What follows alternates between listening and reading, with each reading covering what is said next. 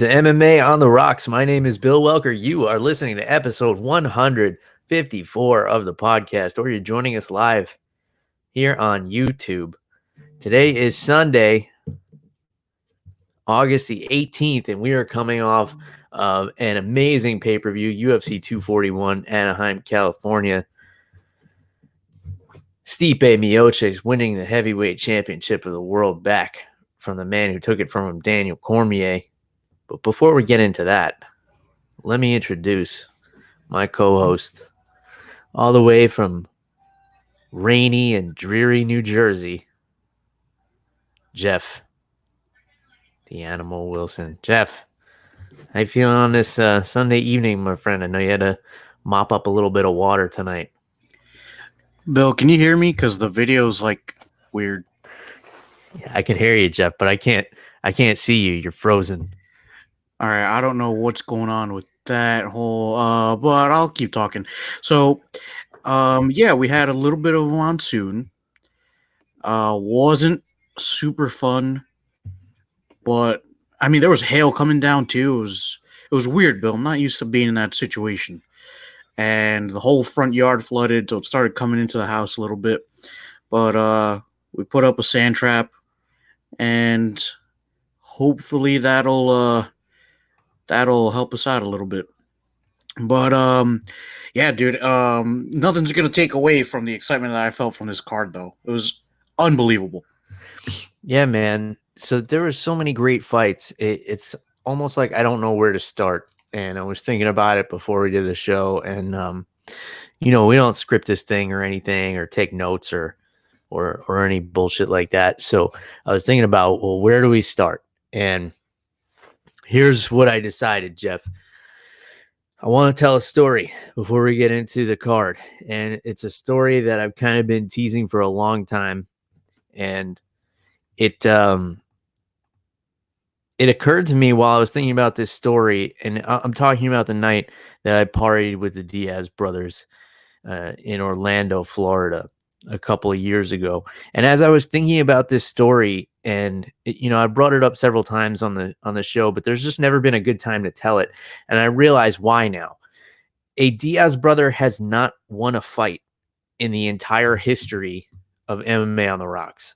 So Nick Diaz's last win was in 2011, and Nate Diaz last won a fight against Conor McGregor March 5th of 2016.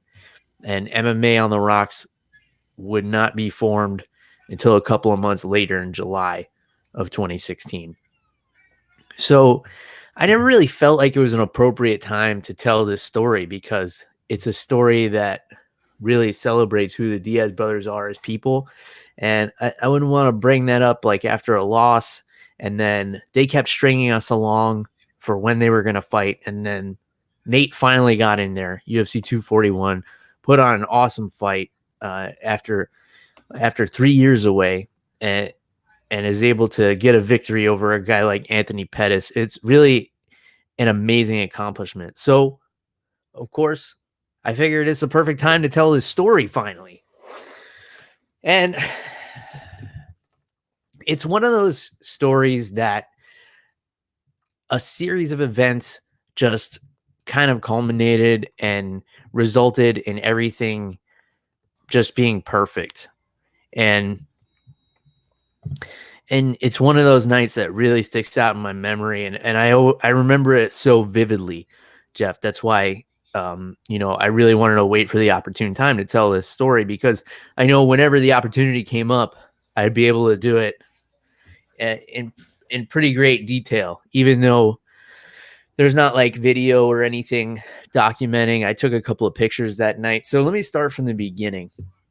So it was UFC on Fox 17. It was in Orlando, Florida. It was December 19th, 2015. So MMA on the Rocks wouldn't exist for another 6 or 7 months after this event. I was still living in New Jersey at the time.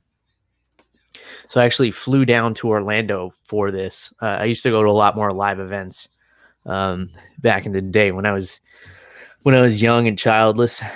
And got an Airbnb in Orlando The main event was Rafael dos Anjos and Donald Cerrone for the lightweight championship. And Nate Diaz was on the card as well. He was fighting Michael Johnson.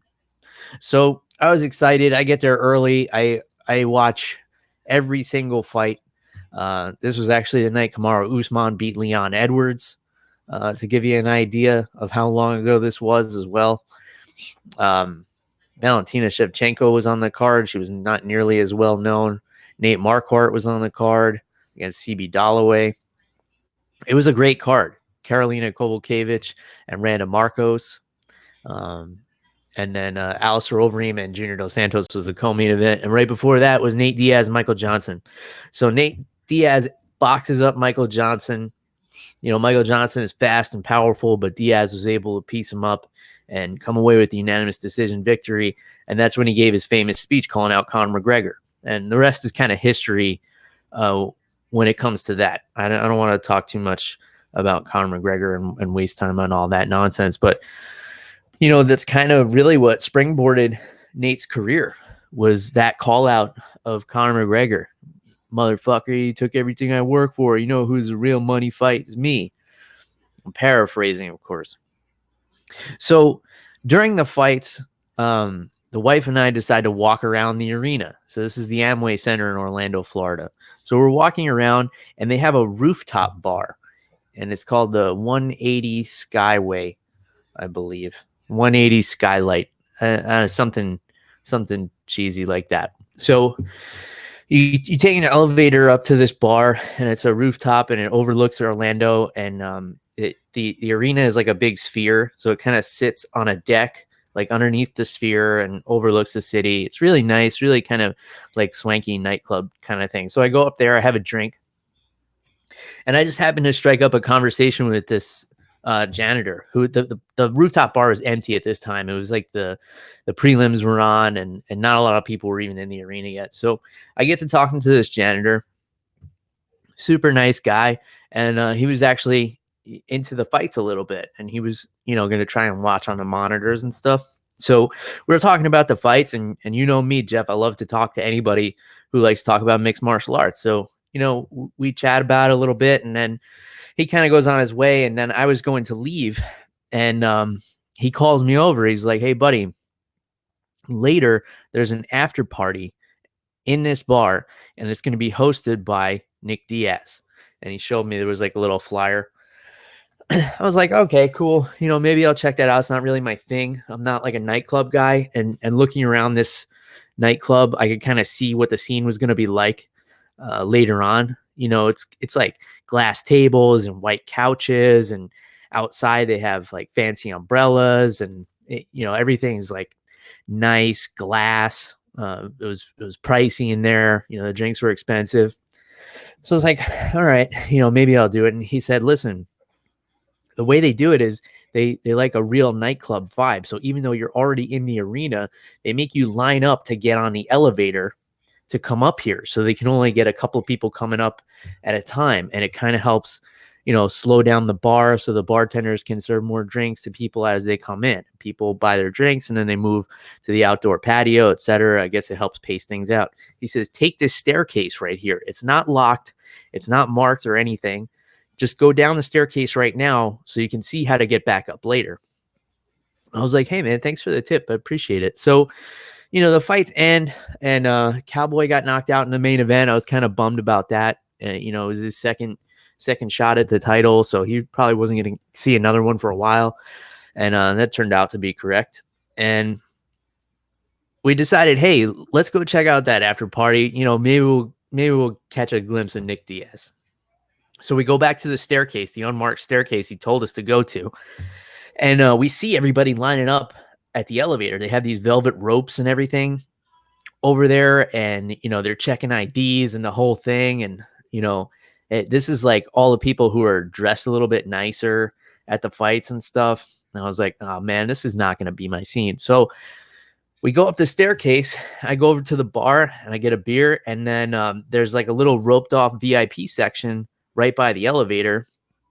And I got a seat right next to that VIP section. And then out of nowhere, Nick Diaz just comes in and he sits down on this like velvet couch. that's pretty close to the bar, and he just sits there with his head down, like looking on his phone, and people are starting to come in up the elevator, and they're walking by him, they're trying to get his attention, and he's ignoring everybody, just head down on the phone. And you would think like he's hosting the after party, he would like, get in the DJ booth or something, but no, he's just kind of sitting behind this VIP section. And those of you who know anything about Nick Diaz, he's a very private guy, he's very quiet. This is definitely not his scene either, not any more than it is my scene.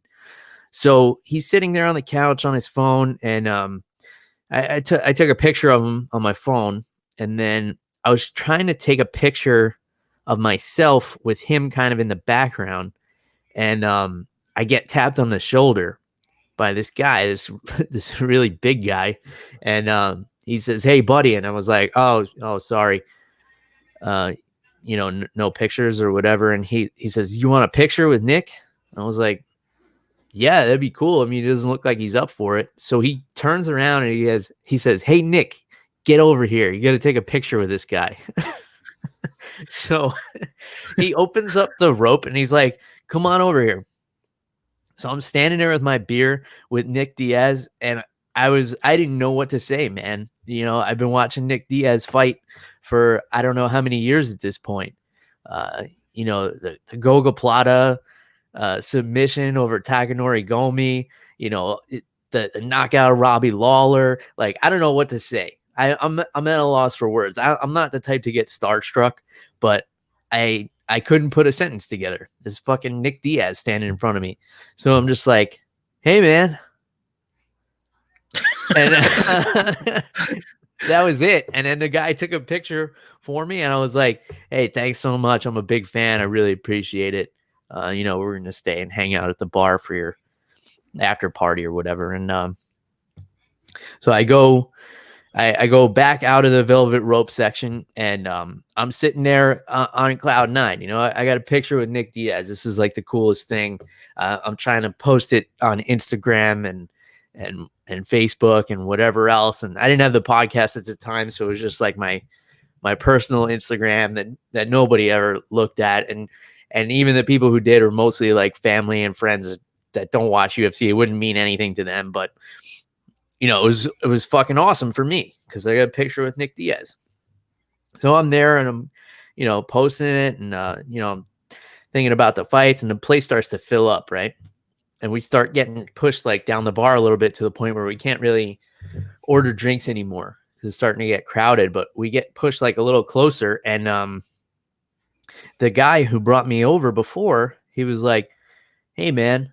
I looked, I was like, "Hey." He's like, "By the way, my name's Jeff." He's like, I'm Nick and Nate's cousin. And he's like, "You want to come over here and have a drink with us?" And I was like, yeah. So he opens the rope. He lets my wife and I back into the VIP section, which has a couple more people in it at this point. Nate isn't there yet. I guess he's still like downstairs, like changing from his fight with Michael Johnson and everything like that. Nick is kind of sitting there on his phone still. He had a girl with him. I assumed it was his girlfriend. And, a few more people start to file in. And one of them was Jake Shields. And they start to bring bottles in and start putting them out.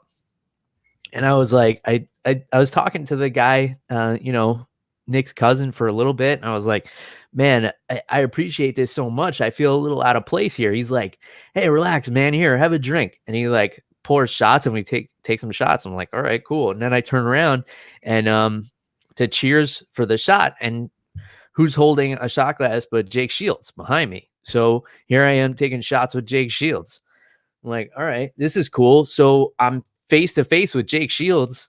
I start to be a little speechless, but the booze are catching up.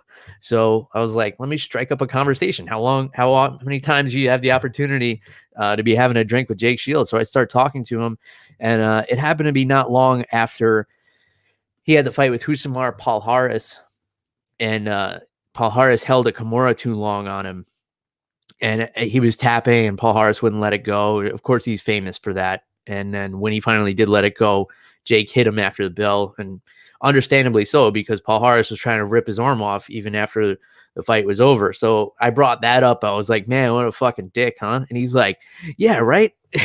so there we are. And then, another round of shots. And then next thing I turn around and there's Nate Diaz standing right behind me.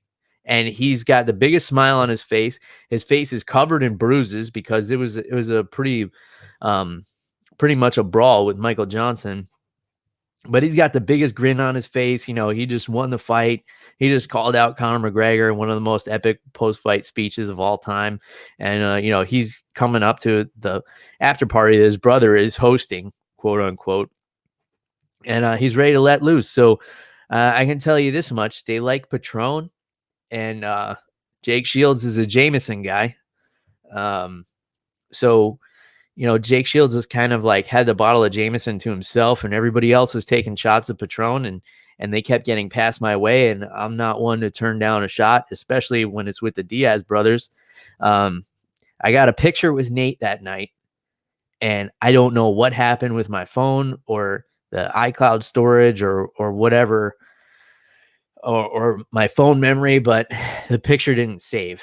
And man, I'm so bummed about that. But the memory was never erased. Like I don't know how many shots of Patron with Nate, and I got to see him letting loose and see he's like a really cool guy, because when you see him in the media, he's all fuck you and fuck this and motherfucker this and motherfucker that, and fucking money fight and fuck Conor McGregor and fuck you and fuck everybody and fuck your mother and fuck your grandchildren.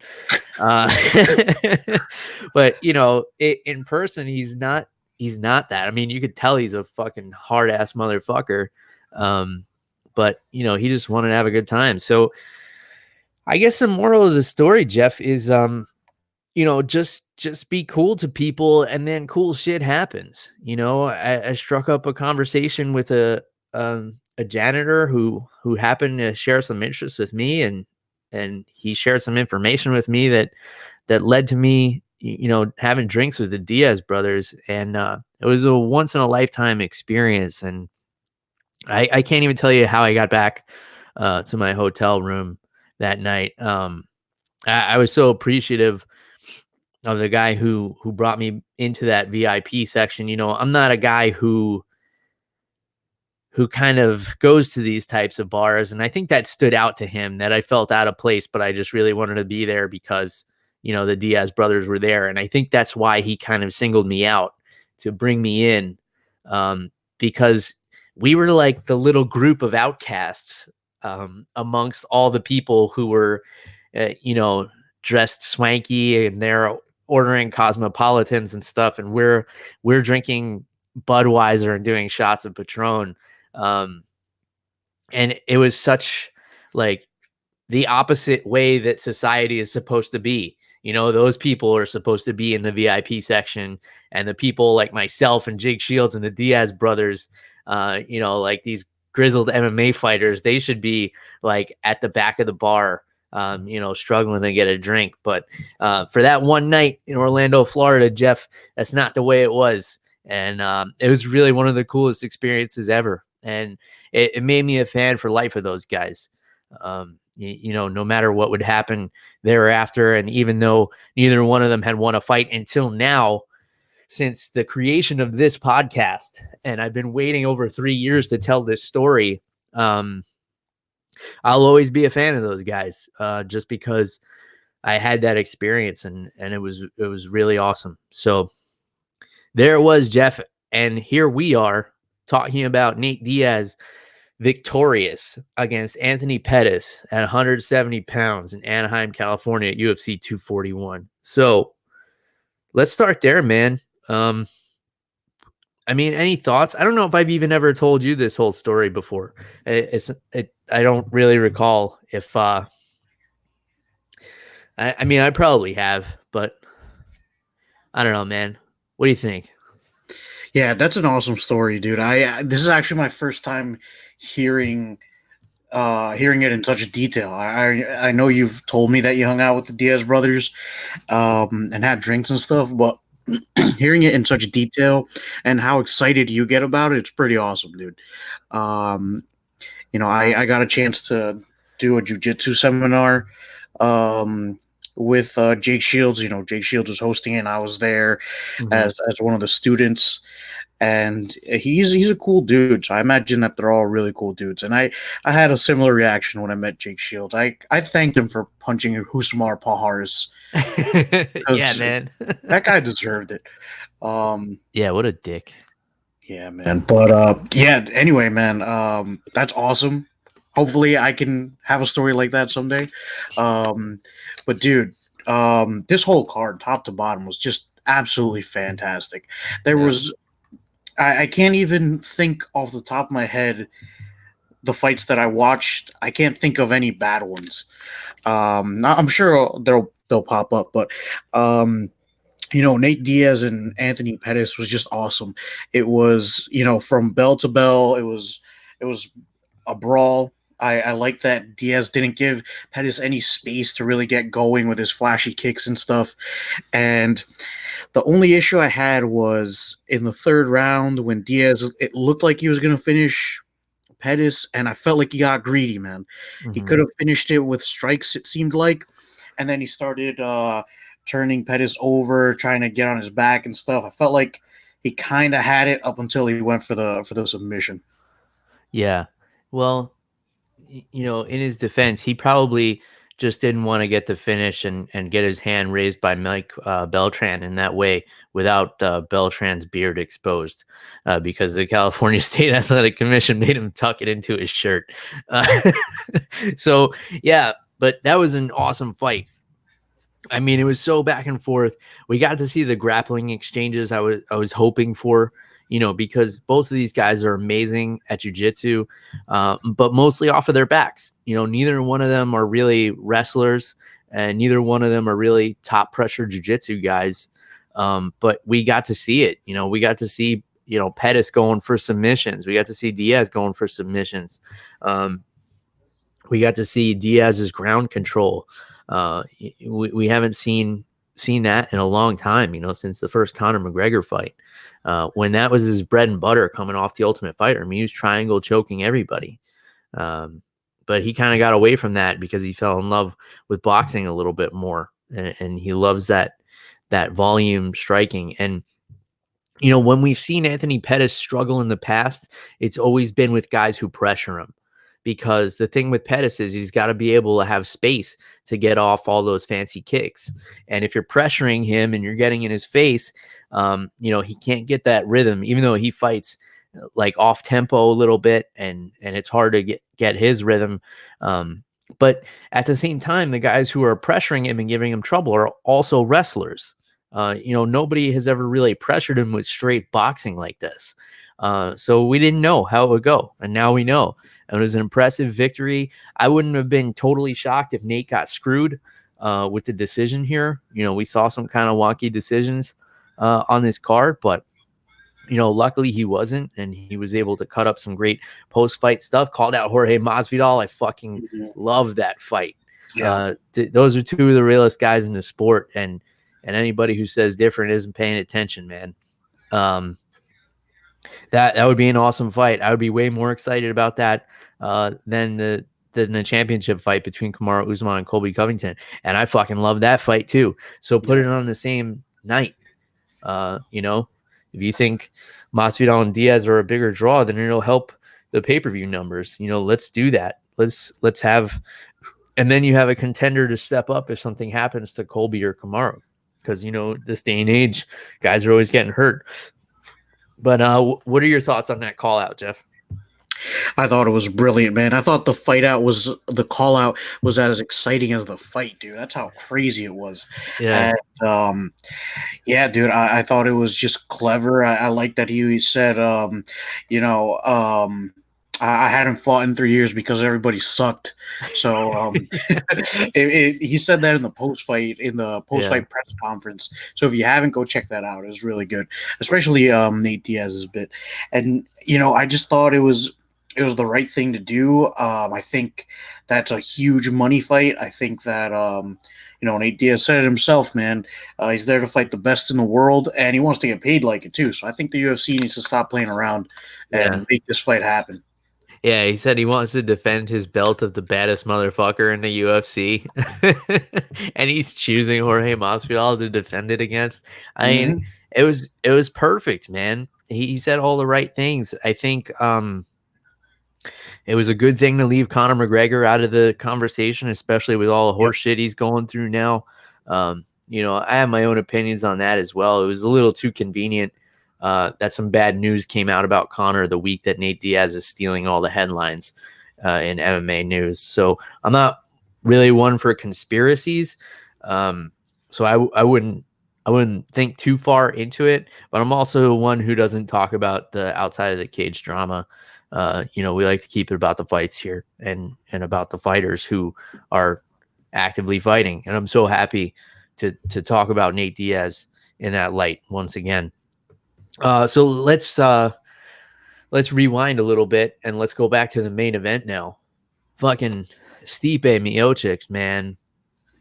This was a comeback. It was a comeback from the loss to Daniel Cormier, and it was a comeback from early on in the fight. He just couldn't put two and two together in this one. It just wasn't clicking for him until that fourth round when he started going to the body of DC with those nasty liver shots that were just stopping DC in his tracks and letting him land those 1-2s down the pipe and eventually making him stumble back into the cage where he ate those two mean uppercuts that put him away.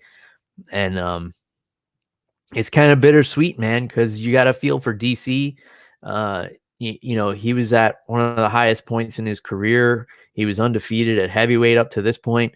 But when you see like the joy on Stipe's face and you know how much it means to him and to be able to do this and win the championship back after having a daughter and everything like that, it was an emotional time for him. And man, it sucks because as a fan of the sport, sometimes you got to be, sometimes two guys fight that you like, and you got to be happy for one and upset for the other at the same time. But give me your thoughts on the actual fight here, Jeff.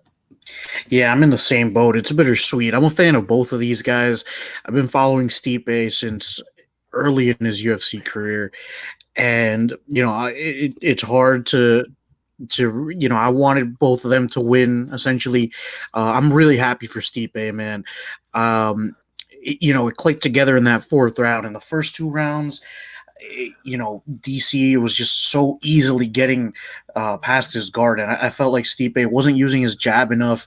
He wasn't moving around enough. He was happy to stay in the pocket and just eat damage. Mm-hmm. But then something clicked in his head, man, in that fourth round. I know his corner said that they wanted him moving around a little bit more. And like you said, dude, those left hooks to the body were paying dividends, man. You could see DC was breathing really heavy towards once they got closer to that knockout. And I'm really happy for Stipe. And as for DC, man, if this is the last time we see him in the cage, I really think he's one of the best of all time, man. Only one loss at heavyweight, only lost to two people in his entire MMA career. I mean, multiple title defenses, titles in Strike Force as well as the UFC.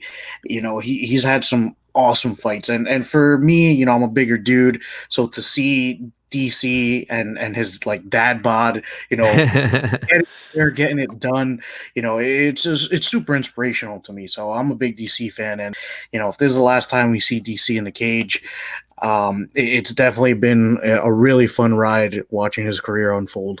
Yeah, man, for sure. It was two dads in the cage last night, but one of them looks like he could be on that firefighter calendar, and the other one is DC.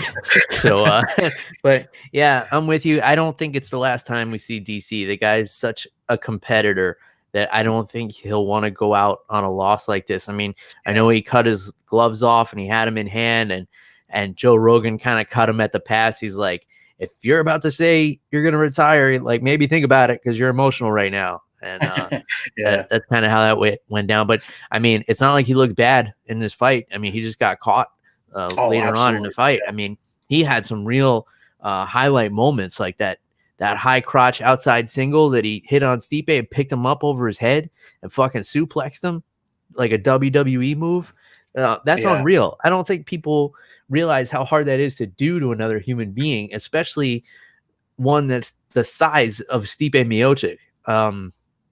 So it's awesome to see, those wrestling skills on display still. I mean, he hit that same thing on Josh Barnett in Strikeforce. And I remember watching that, like, what the fuck did I just watch? Is this staged? Like, is this fake? Because like I have been wrestling a long time, and I know how hard that is to do to somebody that doesn't wrestle. Yeah. Forget about somebody who's a collegiate wrestler or a lifetime catch wrestler like Josh Barnett. So yeah, it was an impressive performance from DC. Like, even in a loss, he definitely had some bright shining moments in that fight. And I'm not a betting man, Jeff, but my money would be on we're going to see DC back in that cage again. Yeah, I don't think he wants to go out like that, man. Mm-hmm. I don't think his pride will let him. Yeah, man. So speaking of pride, I don't know where this segue was going, but let's talk about Yoel Romero and Paulo Costa. He's always kissing his opponents, so yeah, he was sticking his tongue out a lot. yeah. So this is one I have a lot of mixed feelings about it, because I scored the fight for Yoel Romero, but when the fight ended, I thought the judges would give it to Costa. And here's what I thought, because in the first 2 rounds, Costa had Romero backing up the entire time. Yoel Romero spent the first 10 minutes of this fight with his back against the cage, and he would explode out periodically. They both kind of rocked each other. They both landed some big shots, but Costa landed that big head kick that kind of made Romero's eye swell up. And he was pressuring. He was stalking. And we know after the fact that Romero landed more significant strikes and he had more takedowns, but the judges watching it didn't know that at the time. They didn't see how accurate Romero's counter striking was, but that's easy to see, like, on the couch watching at home. So when the fight ended, I had a feeling the judges were going to give it to Costa, but I do feel like Yoel Romero should have gotten a decision in this fight if it were scored properly. But I do understand why it went the way it did. Give me your thoughts, Jeff. Yeah, Bill. I think you did a good job of explaining why it was given to Costa, but I really think Romero got robbed here. I understand what you're saying, and for most of the second round, Romero was definitely backing up, but my thinking was there was a lot of that round, especially after about 3 minutes, where Romero was making Costa back up. And Costa finished that round on his back, man. I know it's not super weighted because it was towards the end of the round, but I don't think you can give a guy a round if he was backing up towards the end of it and ended up on his back when the bell rang. But yeah, I definitely see why they gave it to Costa. The second round was definitely a toss-up. Super close fight either way, but I felt like whichever way it went, somebody was getting robbed because of how close this fight was, especially that second round, man. I gave it to Romero, but I could see why it went to Costa. But dude, what an exciting fight, man. For me, that was fight of the night up until the Nate Diaz versus Anthony Pettis fight. Yeah. So Jimmy Smith, I follow Jimmy Smith on Twitter. A lot of you may remember he did a little bit of commentary work for the UFC, longtime Bellator commentator. He tweeted, "This is the closest I'm ever going to see to 2 comic book characters fighting in real life." And I thought that was so accurate. I mean, it really did look like that. There were so many holy shit moments in this fight, where they rocked each other, and they're both so fast and powerful. And a loss in this fight is definitely more damaging to Romero's career than Costa's career. Costa could have taken a loss to Romero and rolled with it like nothing happened. But now Romero is 50. I mean, he says he's 41. 23, dude. Yeah, or 43. He says he's 43, but I mean, you never know. Some of that paperwork gets fudged in translation. It's just the way it is. Some people may remember Elian Gonzalez. Yeah, he came from Cuba, won a Little League World Series when he was like 25. But in any case, let's do Romero and DC at heavyweight. I want I want to see that. That would be awesome. You got an Olympic silver medalist and almost Olympic wrestler.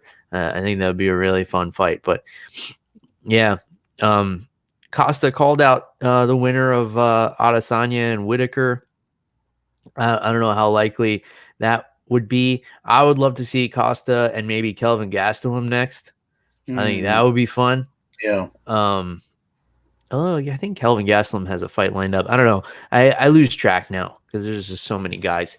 But I want to talk about the rest of this card. Sodiq Yusuff looked awesome with a first round knockout of Gabriel Benitez. Just real technical striking, real fluid. He's getting more and more comfortable in there, which is a scary thing for the featherweight division. So that was a really cool performance. Derek Brunson putting that pace on Ian Heinisch, man. And I thought Heinisch was going to run away with this one because Brunson came out running face first into punches and kicks. And Heinisch was taking advantage of it, but Heinisch kind of punched himself out in that first round and trying to grapple with the bigger and stronger Brunson. You could tell he kind of blew his wad in that round, and Brunson wisely hit the brakes in that first round, and he still fought aggressively, but he fought smart. He was shelling up. He had his defensive grappling was awesome. And he put a pace that Ian Heinisch couldn't keep up with. And then Khama Worthy with the first round TKO of Devonte Smith. And that was a nice one too. So that's 3 right there, Jeff, that I'm throwing your way. And you tell me which one piques your interest the most here. Derek Brunson and Ian Heinisch was definitely a great fight, as was Yusuff versus Benitez. But for me, it has to be Worthy versus Smith, man. Khama Worthy, making his UFC debut, taking this fight on like a week's notice or something, and he comes in, gets knockout of the night, and wins $50,000 in his UFC debut, dude. I can't remember the last guy who did that. If anybody in the comments remembers, leave a comment saying who it was. But I think that's how you get your career started, man. It wasn't going his way in the beginning either. He was taking some damage from Devonte Smith and then just landed this one clean shot and put Devonte Smith away. So for me, that was definitely one of the ones that you got to go back and watch. For sure. I think the answer to your question may be Justin Gaethje in his UFC debut. I think won a knockout of the night bonus. Forgot about it.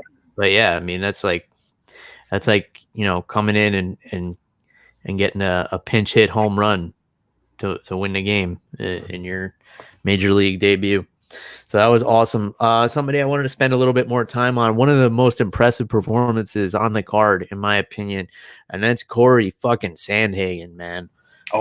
The way he put it on Raphael Assuncao and just dominated him everywhere and made it look like Assuncao didn't even belong in there with him really blew me away. And I've always known that Sandhagen was a good fighter.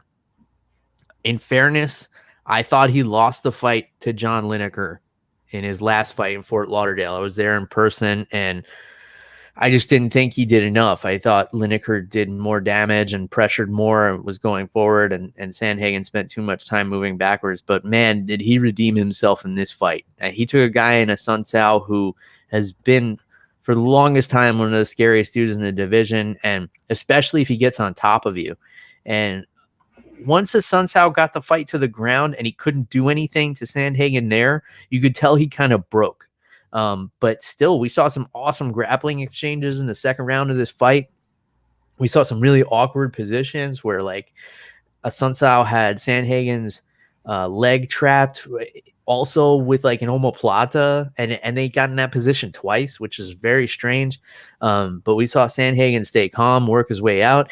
He mixed up his striking so well on the feet. I was just so impressed with Cory Sandhagen. I wanted to make sure I took the time to give him a little bit of love on the show today. Give me your thoughts, Jeff. Yeah, dude, Corey Sandhagen looked phenomenal, and Raphael Assuncao, he's a tough dude, man. He's a contender. He's always in the top 3 or 4 ranks, and I think this is a huge feather in Corey Sandhagen's hat. His grappling looked amazing. You know, he was going toe to toe with a jiu-jitsu champion. We know that's not easy, and his striking was looking really solid. And last night he was just able to mix everything together. But you know, you definitely got to give him top marks for that grappling. Um, I thought he was going to have a lot more trouble with Raphael Assuncao, especially when they hit the ground. But like I said, Corey Sandhagen really impressed me, man. I've been following him for a while, but I've never been too convinced. But last night, he definitely convinced me that he's a contender. He's here for real, man. Yeah, he was the kind of guy you could always kind of tell, like he hadn't hit that extra gear that he's capable of yet. Yeah. But I think he definitely hit it, and he hit the ground running with it last night. He looked phenomenal. So I'm really interested to see what would be next for him. There's a lot of fun fights in this bantamweight division. You know, on the way up to the champ Henry Cejudo. Drakkar Klose and Christos Giagos. This was another awesome fight. This was a fucking banger, man. These guys were going after it. They were both trying to finish from bell to bell. You can't ask for anything more than that. And that's where I'm gonna kind of call it quits on this card. Jeff, do you have anything else you want to bring up here? Yeah, I just wanted to add to that Drakkar Klose versus Christos Giagos, man. That fight was an absolute war. Bell to bell, so much fun. The pendulum was constantly swinging back and forth. So that was probably my favorite, maybe second favorite fight on the undercard, on the prelims. That was a really, really good fight. And like that was the fight that kind of told me, Bill, that it was going to be a really good night of fights. Mm-hmm.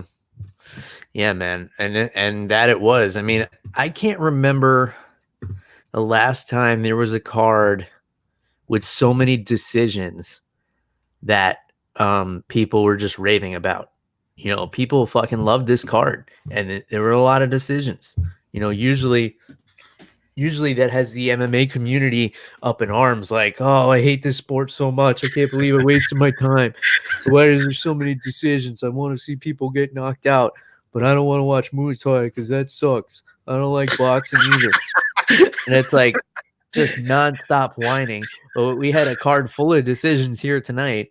You know, granted, it was punctuated with a couple of knockouts, but the knockouts were like from lesser known people, except for the heavyweight champ. So, you know, it's a good thing, man. I feel like Nate Diaz being back and being back in the way that he was really is helping, you know, bring this community together on a lot of things. Because there are a lot of people who don't like Nate Diaz, and I can understand why. You know, he's definitely an inflammatory character, and you know, he's not like this traditional martial artist and like all this shit. He's, you know, he curses and smokes weed and like, you know, he tells it like it is, and a lot of people don't like to hear it told like it is. So I can understand why there's dislike for Nate, but yeah, I think overall it's a good thing for the sport that he's back, and I hope they make that Masvidal fight happen. So, man, top to bottom, this card was just awesome. I was I was really into it, and I think not only was it an awesome card, but I think it's going to lead to a lot of really awesome things in the future. Like, there's a lot of fun matchmaking that comes up out of this. You know, we could do a trilogy with Stipe and Cormier. I think that's definitely possible. You know, Cormier definitely deserves it, and you know, even though Stipe had to sit on the bench for a little while and wait for his rematch, I have a feeling he wouldn't deny DC an immediate rematch. So there's that. So many different things we could do. We got a lot of interesting matchups for Costa middleweight. Who knows what's going to happen with Yoel Romero, where his career goes. Hopefully, it leads him to 205. I've been dying to see him at light heavyweight, and I think there's some fun matchups for him there. So, yeah, man, UFC 241, fucking awesome. And we got a week off, which I feel like we haven't had it forever. And after this card, I think, okay, let's take a breather. Let's let's take a step back. Let's reassess, and then we'll get back into some MMA action. August 31st, my mom's birthday, for anybody keeping track, and I'll actually be up in New York for that. So happy birthday, Mom. We're coming to visit. It was supposed to be a surprise, but my dad spilled the beans. And August 31st, we got UFC action in China. So that'll be fun. Jessica Andrade defending the title in enemy territory against Weili Zhang, who is an awesome fighter. Is she ready for the title? We'll find out. She's still super young in her career, not many fights.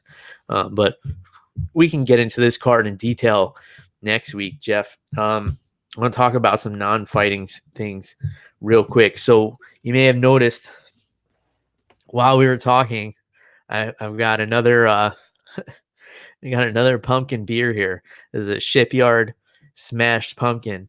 And even though it's still hot as fuck in Florida, I'm celebrating fall already because pumpkin beers are available and on the shelf, and I am a consumer of them. So this one, unlike the Tampa Bay Brewing Company one from last week, this one's a little more harsh. So this is a 9% beer. So, I like to say like one of these and like a little sifter of rum is perfect. And then you got a nice buzz and you could ride that out. You don't want to do too many of these because they're super rich. They're kind of sweet. It's got like a burnt sugar kind of taste to it. And then like all the typical pumpkin flavors, kind of like cinnamony and like whatever else goes in a pumpkin pie. It tastes like that, but it definitely has like a potent alcohol presence with that 9% ABV. So this one's good. I like this. The Shipyard is known for their pumpkin head, and I think this is a nice one. And we got Tommaso Marcus back, Jeff, and he says that Cory Sandhagen should be in top 5, and he's ready for Marlon Moraes. I don't know if he's ready for Marlon Moraes. I think he's ready for Cody Garbrandt, though. I was thinking the same thing. I said the same thing last night, Jeff. Cody Garbrandt and Cory Sandhagen would be a really fun fight right now. I don't know what Cody's deal is right now, if he's training or if he's if he's even gonna get back in there. He had a couple of rough ones there, but yeah, man, Cory Sandhagen's a fucking beast. So there's that, and pumpkin beers, and I'm just exhausted, to tell you the truth, Jeff, because I was up late watching these pay-per-views. I know we don't have it as bad as the folks over in the UK and on the other side of the world who have to stay up late, but it was like, for me, it was like 2:00 in the morning. I went and watched it at my buddy Matt's house, and I got home at like 2:15 or so, and then I fell right asleep. But daughter's up at 7. Her new thing is she pulls my hair, lifts my head up off the pillow, and makes me look her in the face so that she knows I'm awake. So that was a rough one, after a couple of drinks and stayed up late like that. So the pay-per-views hurt sometimes, Jeff, but the only way to bounce back is to get right back on the horse and pound a couple of beers and talk about MMA on the internet. That's my solution for everything. So yeah, man, I guess we'll wait. Let's wait until next week to we'll take a deep dive into Fight Night 157. That's in China, like I said, so that's probably going to be at an odd time. That might be one of those midday cards. I haven't even looked it up yet. It's worse, Bill. It's like the prelims start at 6 a.m., dude. Oh It's gonna shit! be terrible. Well, my daughter will make sure that I'm up bright and early for those. I also saw, and I'll wait till next week to talk about this too, just because we're going kind of long. But I saw Once Upon a Time in Hollywood, the Quentin Tarantino movie that's out right now, and I liked it. I enjoyed it, but I'll wait till next week to talk about that too, because maybe some people haven't seen it yet, and I don't want to give any spoilers. But just remind me about that, Jeff. You got any? Now they know to watch it. So next week when you spoil it, they can't come crying to us about it. Yeah, if you haven't seen it by next week, that's not my problem. Too bad. Yeah. Too. Yeah, that includes you, Jeff. You gotta go see it. It's a good movie. It's a long one though. You gotta carve out half a day to watch this fucking movie. It's like but it's good. I mean, I usually don't like the long movies, but this kept my attention for the whole 12 and a half hours or whatever it is. In any case, you got any non-MMA stuff you want to talk about, or anything MMA that's still burning a hole in your chest? No, I think it was just funny that you meant that you were drinking Patron Silver with the Diaz brothers, because that's what I was drinking Friday night for a buddy's birthday. Yeah, he couldn't handle it though. Few can. I mean, I think few people can handle drinking with the Diaz brothers. Those guys, I know they're known for like being pot smokers, but let me tell you, Jeff, they can put some drinks back. But little did they know they happen to be dealing with a professional that night. So there's that. And truth be told, I'm not a Patron guy. I would not have told them this. I would not. And you can't turn down a shot from Nate Diaz. I can't feel like, oh, sorry, Nate, I don't like Patron. Nate Diaz hands you a shot, you fucking take that thing. Well, he might put you in a triangle otherwise. Yeah, you might. I might have gotten the old Stockton slap and had to take the shot anyway. Although there was some kind of pen going around with some kind of substance in it, and I wasn't going there, Jeff. I have a sensitivity to smokable herbs, and I wasn't taking any chances because I know they got some serious shit. I'm not fucking with that. I'll go shot for shot with the Diaz brothers all night long, but I'm not touching any of their weed because I'd be on the floor or really sick. So there's that. I know there are people listening to this like, you didn't smoke weed with them, you didn't even fucking hang out with the Diaz brothers, man. You pussy. And fair enough, I'll take that criticism. But yeah, man, I think we're coming up on an hour here. Now we got the little countdown clock. I like this, so now we can time the episodes out better. So I like to keep them under an hour, so we're gonna stick with that. If you guys want to get a hold of Jeff, it's at animal_Wilson on Twitter and Instagram. Don't forget to give the animal a follow on Instagram. And just for the YouTube users, let me see. Yeah, if you're on YouTube right now, you can see the handles on the screen here. And you guys know how to get a hold of me. It's at MMA on the Rocks, Facebook, Twitter, Instagram, all that stuff. Go to the website, MMAonTheRocks.com. Been writing a lot of articles there, alcohol-based and otherwise, biographies about fighters who have been on the show in the past. And we got a few more fighter interviews coming up. I know you guys like them. It's so hard for me to coordinate because the fighters are busy. I have, limited amounts of time that I can do this every week, and it gets to be a hassle, but I know you guys like it. So I'm going to make it happen. We got some fun things coming up. Please do take the time to leave us a review wherever you are listening.